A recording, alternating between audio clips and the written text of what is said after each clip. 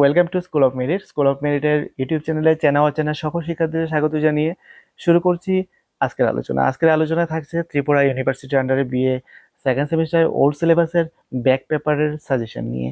তোমরা ইতিমধ্যে যারা সিক্স সেমিস্টারের পরীক্ষা দিয়ে দিয়েছো এবং যারা আবার ফোর্থ সেমিস্টারের পরীক্ষা দেবে, তোমাদের অনেকেই আছো যাদের সেকেন্ড সেমিস্টারে ওল্ড সিলেবাসে একটা দুটো বা তিনটি পেপারে ব্যাক রয়ে গেছে। তো সেই সাবজেক্টগুলোর মধ্যে থেকে পলিটিক্যাল সায়েন্সের সাবজেক্টের উপরে আমি এখন আলোচনা করতে যাচ্ছি। পলিটিক্যাল সায়েন্সে যে 4টা ইউনিট রয়েছে, প্রত্যেকটা ইউনিট থেকে আমি সাজেশন করেছি। তো আমরা প্রথমত ফার্স্ট ইউনিটে দেখে নিচ্ছি কোন কোন প্রশ্নগুলো তোমাদের জন্য সাজেশন করা হয়েছে। ফার্স্ট ইউনিটে এখানে প্রথম কোশ্চেন রাখা হয়েছে, what is justice, critically discuss the Plato's concept of justice. অবশ্যই এই প্রশ্ন ইম্পর্টেন্ট, তারপরে দেখে নিই বাকি প্রশ্নগুলো কি রাখা হয়েছে।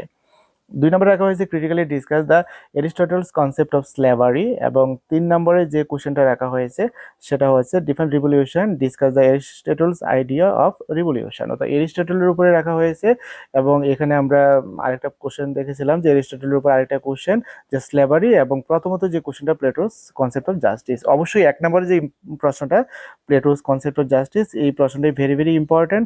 এবং এটার পাশাপাশি তোমরা লাস্ট যে কোশ্চেনটা রাখা হয়েছে এরিস্টটলের যে রিভলিউশন থিওরি যেটা রয়েছে, ওই কোশ্চেনটা একটু ভালো করে পড়ে নিও। এই দুইটা কোশ্চেন ভালো করে পড়লে আশা করি এই দুটো থেকে তোমাদের পরীক্ষাতে অবশ্যই কমন পড়বে।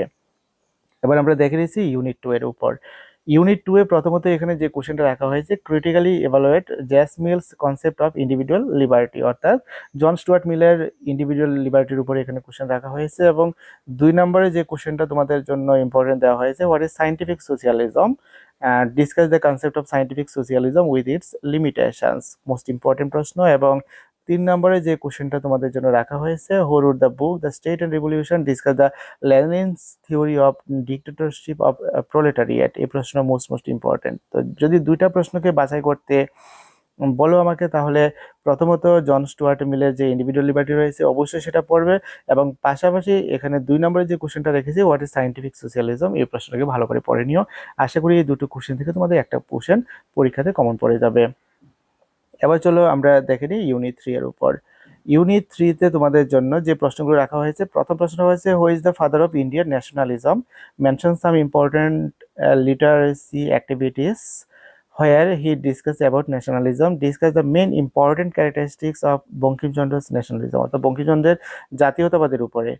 এবং 2 নম্বরে যে কোশ্চেনটা রাখা হয়েছে সেটা হচ্ছে, what is equality according to Bankimchandra, বঙ্কিমচন্দ্রের উপরে দিয়েছি। Discuss his concept of equality, mention the limitations of Bankimchandra's concept of equality. অর্থাৎ বঙ্কিমচন্দ্রের উপর পরপর দুটো কোশ্চেন রেখেছি, একটা রেখেছি দ্য ন্যাশনালিজম এবং আরেকটা রেখেছি কনসেপ্ট অফ ইকুয়ালিটি। এবং 3 নম্বরে আর কোনো কোশ্চেন রাখিনি, দুটো কোশ্চেনই সাজেশন করেছি। তো এই দুটো কোশ্চেন ভালো করে পড়লে আশা করি এই দুটো থেকেই তোমাদের পরীক্ষাতে কমন পড়বে একটা কোশ্চেন। আর যদি কেউ একটা প্রশ্ন বাছাই করে পড়তে চাও, তাহলে অবশ্যই বঙ্কিমচন্দ্রের যে ন্যাশনালিজমের প্রশ্ন রয়েছে সেটা পড়ার চেষ্টা করবে। আর ইউনিট 4 থেকে তোমাদেরকে যে সাজেশন করা হয়েছে সেগুলোর মধ্যে থেকে 1 নম্বরে যেটা রয়েছে সেটা হচ্ছে, who was the exponent of new humanism, অর্থাৎ নয়া মানবতাবাদের তত্ত্বের উপরে।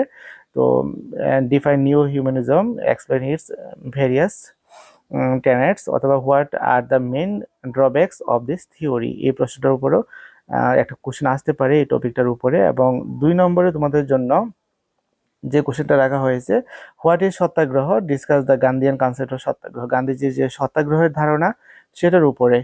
এবং এখানে 3 নম্বরে আরেকটা কোশ্চেন রাখা হয়েছে, according to Gandhi, what is non violence, discuss the main features of non violence, mention some of its limitations. অর্থাৎ গান্ধীজির যে অহিংস নীতি। তো এখানে গান্ধীজির উপর দুটো কোশ্চেন তোমরা দেখতে পাচ্ছ, গান্ধীজির সত্যাগ্রহ এবং আরেকটা হচ্ছে নন ভায়োলেন্সের উপরে। তো আশা করি গান্ধীজির উপরে আবার একটা কোশ্চেন তোমাদের অবশ্যই পরীক্ষাতে আসবে, সেটা সত্যাগ্রহ হতে পারে, নন ভায়োলেন্সও হতে পারে। তো এই দুটো কোশ্চেন যদি তোমরা ভালো করে পড়ো, আশা করি এই দুটো থেকে তোমাদের পরীক্ষাতে কমন পড়ে যাবে। এবার আছে শর্ট কোশ্চেন নিয়ে, এবং শর্ট কোশ্চেন নিয়ে আর কি বলবো, শর্ট কোশ্চেন কোনো সাজেশন হয় না। তো যারা স্কুল অফ মেরিট থেকে সাজেশন নিয়েছো, তোমাদের প্রত্যেকটা ইউনিটের জন্য আমি ইম্পর্টেন্ট প্রশ্ন বাছাই করে দিয়েছি। আশা করি এই প্রশ্নগুলো থেকে তোমাদের পরীক্ষাতে কমন পড়বে। তো প্রত্যেকটা ইউনিটের উপরে গুরুত্বপূর্ণ প্রশ্নগুলো সাজিয়েছি আমি শর্ট কোশ্চেনের মধ্যে। তো এগুলো নিয়ে আলোচনা করার কিছু নেই। যারা স্টাডি মেটেরিয়াল নিয়েছো, যাদের কাছে রয়েছে, তোমরা প্রত্যেকে আশা করি এগুলো ভালো করে পড়বে, এবং এগুলো পড়লে এগুলো থেকে তোমাদের কমন পড়বে।